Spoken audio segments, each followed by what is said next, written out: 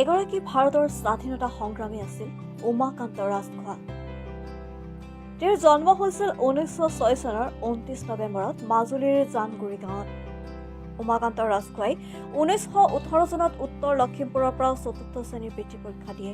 1928 চনত যোৰহাট গভৰ্ণমেণ্ট হাইস্কুলত পঢ়ি থকাৰ সময়তে লোণ আইন অমান্য আন্দোলনত সক্ৰিয় অংশগ্ৰহণ কৰে, যাৰ ফলত ৰাজখোৱাক 5 টকা আৰু অসমৰ পৰা অস্পৃশ্যতা বৰ্জন আৰু কানিৰ নিৰ্মূলকৰণৰ প্ৰধান নেতা কৃষ্ণ শৰ্মাৰ পুত্ৰ দুৰ্গা দাসক 7 টকাৰ জৰিমনা বিহে।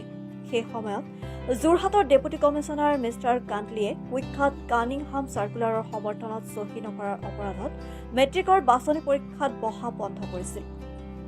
তেওঁ 1932 চনত মেট্ৰিক পাছ কৰে। 1921 চনত মহাত্মা গান্ধী প্ৰথমবাৰ যোৰহাটলৈ আহোঁতে লগ কৰিব নোৱাৰিলে যদিও 1934 চনত দ্বিতীয়বাৰ আহোঁতে তেখেতৰ লগত শোভাযাত্ৰাত যোগ দিছিল। 1934 চনৰ জুন মাহত তেওঁ ASI হিচাপে নিযুক্ত হয়। 1936 চনত তিনিচুকীয়া হাইস্কুল প্ৰাংগণত কংগ্ৰেছে 1935 চনৰ আইনৰ কেইটামান দফাৰ প্ৰতিবাদ কৰি এখন সভা পাতিছিল।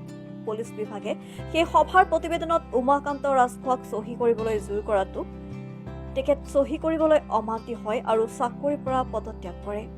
1937 চনত জৱাহৰলাল নেহৰু উত্তৰ লখিমপুৰলৈ আহোঁতে উমাকান্ত ৰাজখোৱাই আন বহুতো সতীৰ্থসহ 4 সদস্য হিচাপে কংগ্ৰেছত যোগদান কৰি মহাত্মা গান্ধীৰ ভাৰত ত্যাগ আন্দোলনৰ মূল মন্ত্ৰ কৰিম কিম্বা মৰিম শ্লোগানেৰে দহোদিশ মুখৰিত কৰি গ্ৰেপ্তাৰ হ'বলগীয়া হয় আৰু পুলিচৰ হাতত নিৰ্যাতিত হয়। 1944 চনৰ 2 অক্টোবৰত নাৰায়ণপুৰ মৌজাৰ পাণবাৰীত ৰাজখোৱাৰ নেতৃত্বত মহাত্মা গান্ধীৰ বুনিয়াদী শিক্ষা পদ্ধতিৰ প্ৰচাৰ আৰু বুনিয়াদী শিক্ষা আশ্ৰম স্থাপন আঁচনিৰ আধাৰত এখনি বুনিয়াদী শিক্ষাশ্ৰম স্থাপন হয় আৰু শিক্ষাশ্ৰমখনি মুকলি কৰিছিল নীলমণি ফুকন ডাঙৰীয়াই। পিছলৈ এই বুনিয়াদী চৌহদতে মাধৱদেৱ মহাবিদ্যালয়, বৰ্তমানৰ মাধৱদেৱ বিশ্ববিদ্যালয় আৰু মাধৱদেৱ কলেজিয়েট উচ্চতৰ মাধ্যমিক বিদ্যালয় গঢ় লৈ উঠে।